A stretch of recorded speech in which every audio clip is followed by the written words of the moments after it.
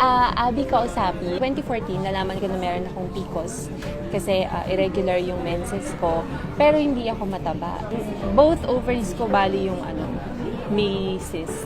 Mga nakailang transvaginal ultrasound din ako, tapos hindi siya nawawala yung mga cyst. Hanggang sa in-stop ko na yung pills ko. Umabot na ako sa depression, tapos hindi na ako makakain, ganon. 3 weeks akong nag-bleed. Yung bleeding ko, hindi lang siya spotting, as in talagang buhos talaga yun. So medyo nagtakot na rin sila mama kasi nahihilo na ako, namumula na ako. Tapos nung pagkarating ko kay Doc Ron, siya rin, sa kanya ko rin nalaman na meron akong hyperthyroidism. So yung PCOS ko, nag-lead na siya sa hyperthyroidism pati sa anemia. Nagpa-check up ako last month. Nakita ng OB na yung both ovaries ko okay na. Sinabihan kasi ako ng OB noon na nahihirapan talaga ako ng PCOS kasi irregular. Tapos, ngayon, bali wala akong trabaho kasi buntis na rin. 10 weeks, almost 10 weeks.